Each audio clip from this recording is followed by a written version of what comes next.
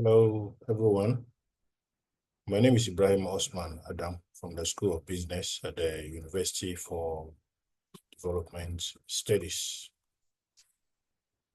Today, I want us to talk about an essential concept in qualitative research, and the concept is saturation. When I am conducting qualitative studies, usually one question that always comes up is, how do I know when I have collected enough data? And this is what saturation helps us to determine. In my experience, saturation occurs when I start hearing the same information repeatedly in interviews or focus groups. It is that moment when each new participant is not really adding anything new to what I already understand about the phenomena I'm investigating.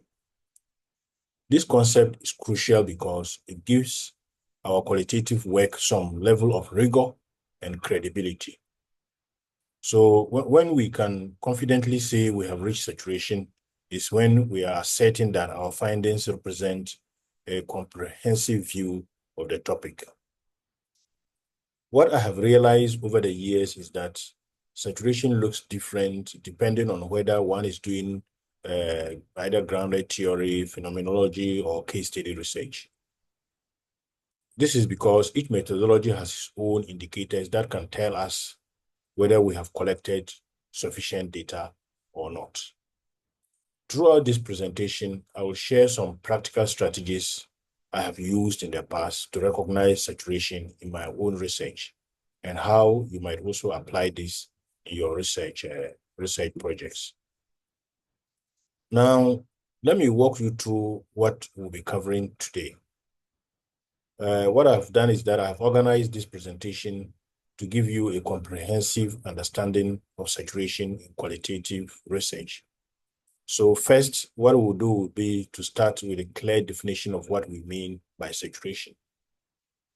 This foundation is important because there are some misconceptions about this concept that I want to clear up right away. Then I will explain why saturation matters in qualitative research. It is not just a theoretical concept. Saturation has got practical implications, especially in terms of the quality and credibility of what we may find out as part of our research endeavors. So we'll look at different types of saturation as well, because there are several approaches depending on your methodology and your research questions that it may determine how you reach saturation. So here too, I will share my insights on how to identify when you have actually reached saturation. This is perhaps the most practical part, as many researchers struggle with knowing whether they have reached saturation or whether they have collected enough data or not. Of course, we'll discuss some challenges in achieving saturation. I personally have faced many of these myself over the years, and I want to prepare you for what you might also encounter as part of your research efforts. I would also offer some basic practices that have worked well for me and maybe for some of my colleagues and students. And then finally, we will examine some maybe real-world examples from published research studies to see how saturation has been applied and maybe documented in various fields. Yes, so the question is, we'll start with asking the question, what saturation is? What exactly is saturation? Saturation is really about recognizing when enough is enough in terms of what our data collection. As you can see on this slide, there are several indicators that tell us whether we have reached saturation or not. First, saturation occurs when additional interviews, focus groups, or observations stop yielding new insights. So I remember conducting a study on the work environment virtualization, and around the 20th interview, I started noticing that the participants were sharing very similar experiences and perspectives to what I had already heard. Now, the second point is closely related to the first. You literally begin to hear or observe same information repeatedly. It is that feeling of some kind of a déjà vu in your data collection. You might find yourself thinking that I've heard this exact point at least 3 times already today or some other days that I've conducted this interview. Now, the third issue is any new data you collect may fit neatly into the patterns and categories you have already established. Rather than creating new codes or maybe generating new teams, you are simply confirming what you already know. And then finally, you reach a point where you feel very confident that you have comprehensive understanding of the phenomena you are studying. This is somehow maybe subjective, but experienced researchers develop some kind of an intuition for this. So to support the explanation, I would want us to rely on the definition by Fuchs and Ness from 2015, which you can see at the bottom of the slide. They put it simply as the point at which no new information, themes, or codes emerge from the data. Their work has been very influential in how we conceptualize saturation even today. Now, now that we have understood what saturation means, I want us to talk about why it is very important in qualitative research. First, saturation is key to methodological rigor. This is important because when reviewers or examiners are looking at your research, one of their first questions would be to ask, how did you ensure comprehensive data collection? Now, being able to demonstrate saturation, it actually shows that you were thorough and very systematic in your approach. There are several experiences I have in terms of supervision where this question comes out very repeatedly. How did the student ensure comprehensive data collection? Is very important. So saturation helps us to ensure that there's what methodological rigor. The second issue is saturation directly impacts research validity. Validity is very important in research. So when we have reached saturation, we can be confident to say that our findings are truly representative of the phenomena we are studying. And this is important because without saturation, we might be missing very important perspective or dimensions of the issue we are investigating. In my own research over the years, especially maybe regarding technology adoption, for instance, reaching saturation always allows me to capture the full spectrum of user experiences. Now, the third point I want us to look at is about efficiency. Research resources are always very, very limited. It may be time, it may be money, or simply your own energy. Now, recognizing saturation can prevent you from collecting unnecessary data. There are students I have mentored who kept conducting interviews maybe long after even they have reached saturation. And honestly, it just creates more work without adding value to whatever you are doing. The fourth point is that saturation establishes dependability and credibility of your findings. Quality. Research quality is very important. When we have reached saturation, we can speak with confidence about our results. And this will build trust with our audience. It will build trust with whoever comes into contact with our findings, and then strengthen the impact of our research. Finally, proper saturation supports robust theoretical development. It supports theoretical development. How? When we have thoroughly explored a phenomena to the point of saturation, what it does is that it means that we have a solid foundation for developing conceptual frameworks that can advance the knowledge in our field. Now, over the years, I have found that many researchers underestimate how central saturation is to the overall quality of qualitative research. So I want you to consider saturation not just as a box you can take and move on, but consider it as a fundamental concept that can shape and strengthen your research findings or conclusions.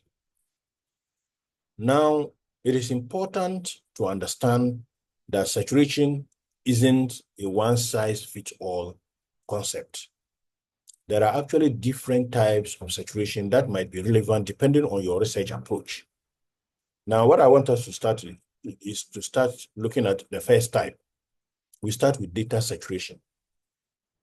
Data saturation is probably the most commonly discussed type of saturation. Data saturation actually occurs when through continued data collection or through more interviews, through more observations, these interviews or focus group discussions stops yielding new information. The moment it stops yielding new information, then it means you have reached data saturation. I see this in many of my students' projects, where maybe around 12 to 15 interviews, the participants are saying the same thing over and over again. Now, the focus here is really on the content of the data itself. So when we are talking about data saturation, we are interested in the content of the data. If it is being repeated, then we have reached data saturation. Another type of saturation is theoretical saturation. Now, theoretical saturation has its roots in a grounded theory methodology or grounded theory approach. And this is when additional data we are gathering is no longer helping us to develop or refine our theoretical constructs. The data we are gathering, when we realize that the data is no longer shaping our theoretical construct, then we'll say that we have reached some level of what? Theoretical saturation. Okay. Then the third type is code saturation. Code saturation happens when our coding schemes become stabilized and we are no longer able to create new codes based on the data we are analyzing. Code saturation is about reaching a complete coding frame such that you can no longer generate new codes based on the data you are collecting. And then finally, we have what we call meaning saturation.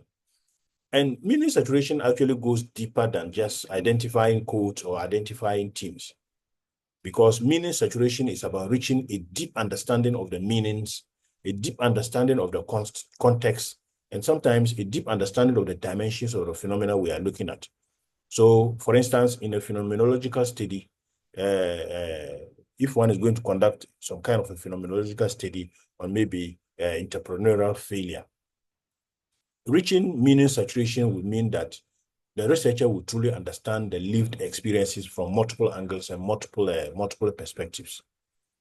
Now, it is very important and very crucial to be clear about which type of saturation you are aiming for when you are conducting your research. This is important because different methodological approaches prioritize different types of what?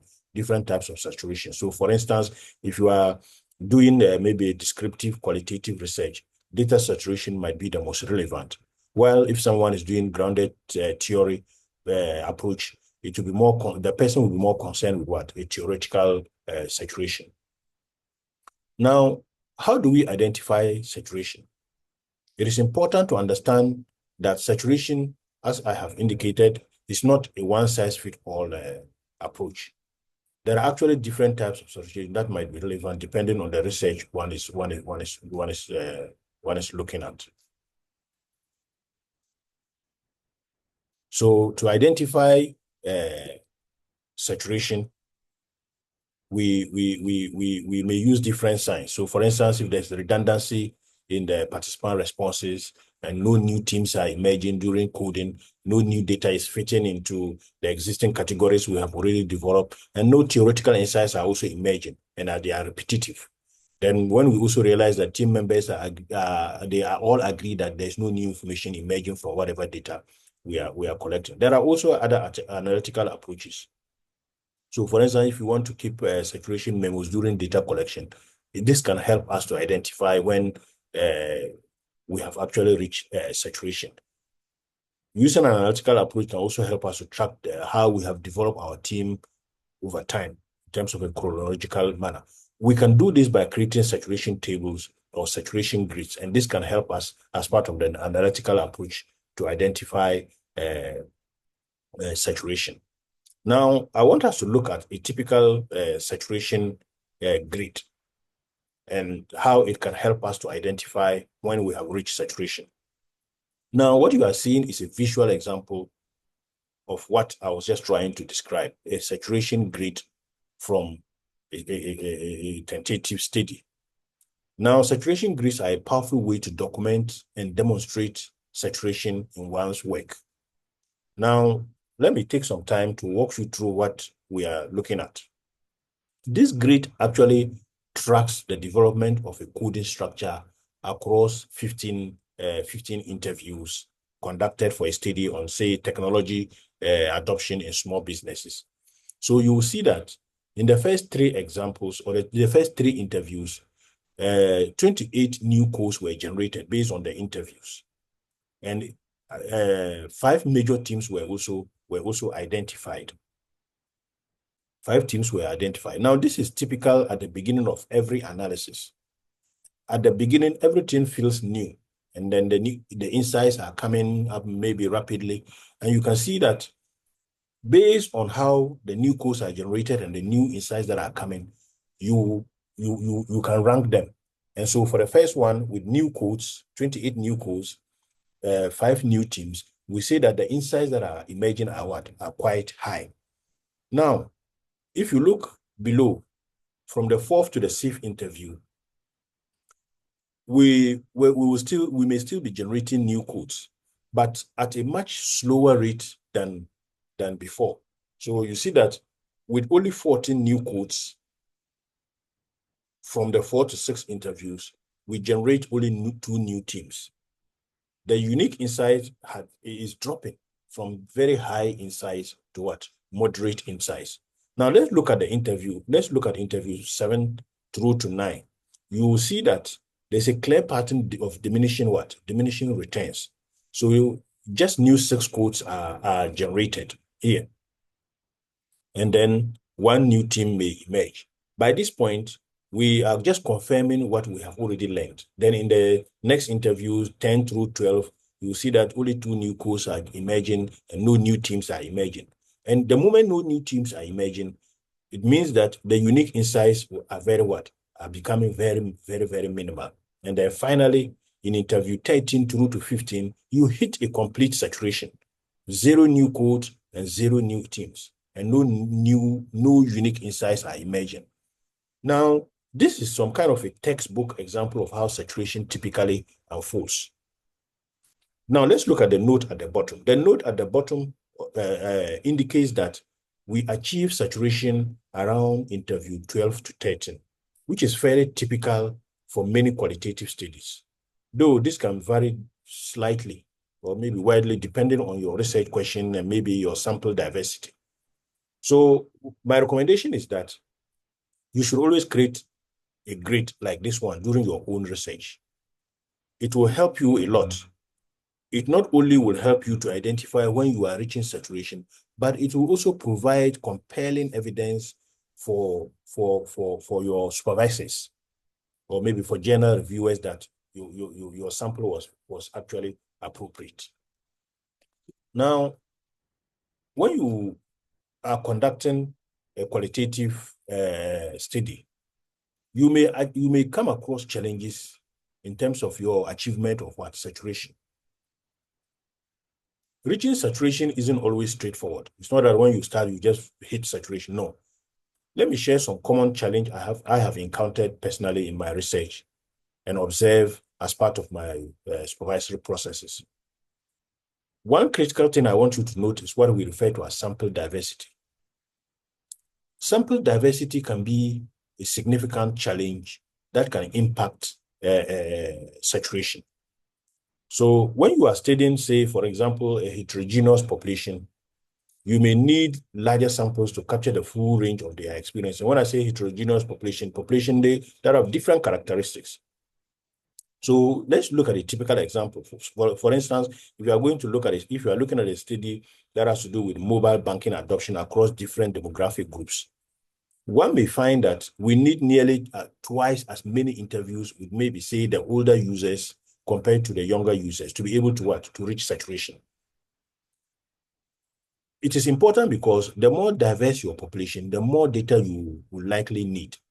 Are you getting this? Then the second issue I want us to look at is topic complexity. Topic complexity matters a lot because multifaceted research questions may naturally require more data to achieve saturation. When I say multifaceted research question, it means because of the complexity of your topic, you will have different kinds of research questions. Then the third one I want us to look at is premature closure.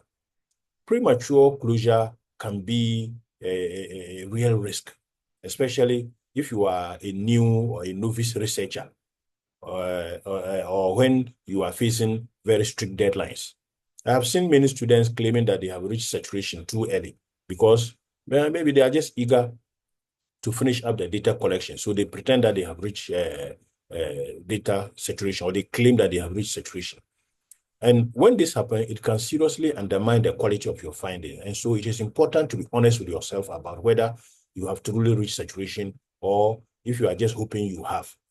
Then the fourth thing I want us to consider is also to look at resource constraints.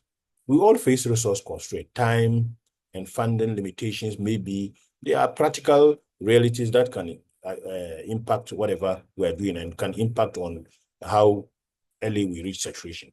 Then sometimes we have to acknowledge these constraints while still struggling for the most comprehensive data collection as part of our work. Then finally, there's the constant tension between the breadth and what? And depth in our research scope. The question is, should you interview more people for a broader perspective or spend more time with fewer participants? So interview more people gives you some breadth. But if you spend some time with some fewer people or participants, you can actually get deeper insights. Now, this balance can affect how and when you achieve saturation, whether you are considering breadth or you are considering depth. The important thing is that being transparent about your challenges in your methodology section can strengthen your research. You have to be very transparent rather than claiming that you achieve some kind of a perfect saturation. Okay, so you always have to acknowledge your challenges. Now, factors that can affect saturation point. This table can help us understand why there is no magic number for when saturation can occur. Let me walk you through these key factors that influence or that can influence how much data you would need to reach saturation. Now, looking at scope first, let's look at scope at the first thing.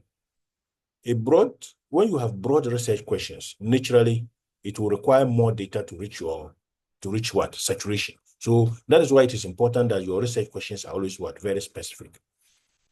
Maybe in my experience of studying, say, technology adoption behaviors, I have realized that it takes considerably more interviews than when maybe I'm looking at a very narrow focus. Are you getting it? So the broader the research questions, the more data you need, and the more time it will take you to reach saturation. But if you are looking at a very specific, your scope is very specific, narrow, and focus, it will take you less time to reach saturation. Then the other issue is population. Population characteristics have a significant impact too, because with heterogeneous population, a population with different ages, population with different backgrounds, different experiences, you will need more data to capture all the different variations. Are you getting it? Then also there's the issue, but if you are looking at a population which is homogeneous, it will take you more or less time to be able to reach saturation. Then there's also the issue of data quality. Now, data quality is one of the most overlooked factors. So, for instance, if your interviews or observations are yielding rich, in-depth data, you may reach saturation early with fewer participants. Are you getting it? If it is your interviews are very in-depth, it will lead to lower numbers in terms of your saturation. And I already mentioned the issue of what breadth and the depth. Then also the study design. The study design also plays a very critical role. So, for instance, exploratory studies which are investigating new phenomena typically will require more data than maybe a confirmatory study, which is just testing, establish the relationship between established concepts.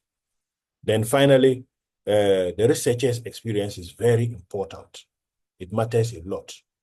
I have noticed that experienced researchers often reach saturation with less data because they are more skilled at eliciting rich information and recognizing the patterns. So if you're a new researcher, a novice researcher, you probably will collect more data than is necessary. And so it will take you much longer time to reach saturation. Now, what are the best practices? Let's talk about practical strategies that can help us achieve and demonstrate saturation effectively. Now, these best practices are developed over the years, my years of maybe doing research, reading, and supervising, and I have found them very valuable. The first is purposeful sampling. Purposeful sampling is very crucial. Rather than randomly selecting participants, we need to strategically identify people who can provide rich information about our research questions. And then you jump into that straightforward. The second is you have to adopt an iterative approach. Adopting an iterative approach means that whenever you are analyzing data during data collection process, don't wait until all your data is gathered before you start analyzing. Once you are collecting the data, you are transcribing, you are coding. Within days, you'll be able to identify emerging patterns and adjust your questions in a way for subsequent interviews. Now, the emerging patterns it can help you shape your questions, and this approach can help you recognize situation as it occurs easily. The third is transparency. Transparency is always very important. You have to ensure transparency, make sure you document your saturation decision-making processes in detail. You need to keep thorough memos about whatever you are doing, when and why you determine saturation was reached. The documentation is very important because it will not only strengthen the rigor of your research, but it will also satisfy the scrutiny of maybe your supervisors or your external examiners or maybe journal reviewers. The fourth is to maintain methodological consistency by aligning your approach to your saturation, by aligning your approach to saturation with your research tradition. Make sure they are aligned. The way you assess saturation in grounded theory, it is different from case study. So in grounded theory, the saturation, your focus will be on theoretical saturation. But if you are looking at case studies, it may be on what? Data saturation. The fifth one is, when possible, always use team analysis with multiple coders, having different researchers. So for PhD studies, this may not be very, very relevant. Then the sixth one is member checking is valuable for verifying your interpretation, especially when you are working with other researchers as part of a research team. And then finally, reflexivity. Reflexivity, I want to emphasize this a lot. As a researcher, you have to practice reflexivity. And you can practice this by acknowledging your own role in the interpretation. What role did you play? You have to be very conscious of how your own background, your perspective may influence your analysis. I always maintain a reflexive journal, just writing down. When I was doing my PhD, I maintained a reflexive journal so that I could document whatever decision I was making and how my background was influencing that. Now, the next thing I want us to look at is I want us to address one of the most common questions I get from students. The question is, how many interviews do I need? How many people should I interview? I want to emphasize the note indicated here at the top, the note indicated at the top of this slide. And it says sample size should what? Should always be driven by what? Saturation, not predetermined numbers. Sample size should be driven by saturation, not predetermined numbers. With that said, I understand we all need some planning as researchers. Planning guidelines are very important. And so this table offers a typical range, some typical ranges based on different methodological approaches. But I want to explain why these ranges make sense and what factors may influence where you might fall within them. So typically, say for a PhD, I think I would rather concentrate on case study because most PhDs will be using a case study approach. So for case studies, we often think in terms of cases rather than what individual participants. So typically, maybe four to 10 cases may provide sufficient depth and comparative analysis. So the complexity of each case and your access to the data will influence the range we are looking at. So in, say, multiple case study of small business innovation, 6 cases may prove sufficient to identify the meaningful patterns. Then there are also other options like maybe using focus group discussion. But as I have indicated, I think the focus for us should be on what? Case studies. Now, the next thing I want us to look at is how you can report saturation. How do you report saturation in your research papers? How do you report saturation in your thesis or dissertation?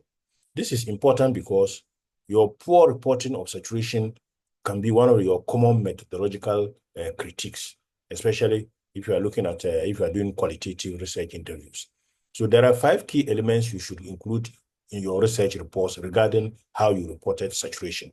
The first one is that clearly you must articulate your research, your strategy, how you conceptualize saturation for your specific study. And for me, I would suggest that you always include a paragraph in your methodology section that defines which type of saturation you aimed for and why it was appropriate for your research approach. The second is describe your process for monitoring saturation during your data collection. This might include explaining how you conducted preliminary analysis alongside data collection or how you use saturation memos. Then the third one is provide concrete evidence that saturation was achieved. You have to show it. And this could be a table like the one we saw earlier, showing the diminishing returns of additional data collection, and that can suffice. Then the fourth one is, honestly, you must acknowledge any limitations or constraints that affected your saturation. Perhaps it may have been time constraint, access issues, or maybe participant availability. And then finally, try to demonstrate reflexivity by discussing your role as a researcher in determining what? Determining saturation. Mostly, the common pitfalls that researchers, we as academics, will face is that personally, I have seen researchers fall into some common pitfalls.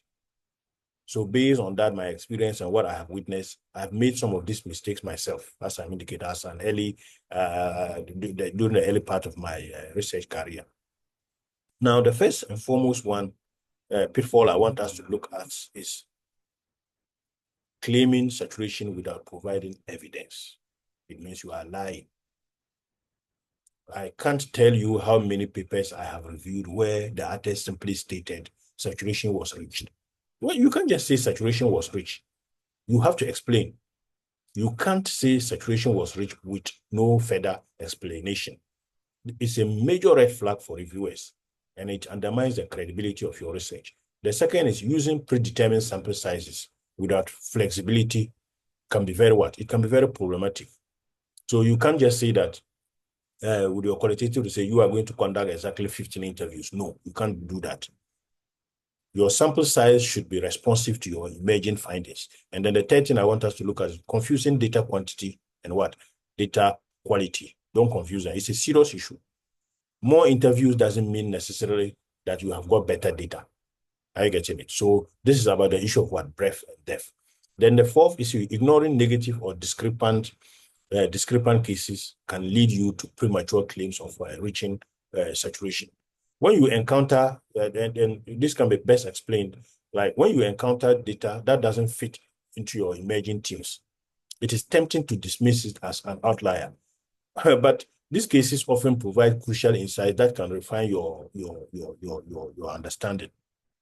Okay, then the fifth one is not differentiating between different types of saturation. It can also lead you to methodological inconsistency. So you cannot be doing case study and say that you reach theoretical saturation. Are you getting it? So you have to, when you are doing case study, then we will be looking at what? Data saturation. And then finally, never underestimate the complexity of the phenomena you are studying. If you underestimate whatever phenomena you are studying, it can result in superficial saturation claims because you didn't understand it. Because you see, if you are looking at complex social phenomena many times would have different dimensions. It will have different dimensions that require substantial data to be able to fully explore or understand it. Now, as a researcher, you have to be aware of these common pitfalls so that you can design more rigorous qualitative research that can truly achieve meaningful saturation. Now, as we come to the end of our discussion on saturation, I want to emphasize some key takeaways. First and foremost, saturation is absolutely essential for methodological rigor, especially in qualitative research. It is not just a technical requirement, but the foundation for credible and trustworthy findings. Okay. It is important to understand that saturation is not a single point that you can suddenly reach. And so your approach to saturation should be deliberate, and it should be aligned with your research tradition, your research approach, and your research questions. So the way you conceptualize and pursue your saturation in your phenomenological study, your grounded theory study, or your case study is very important. And this must align, that alignment it will strengthen the methodology in terms of coherence of your research.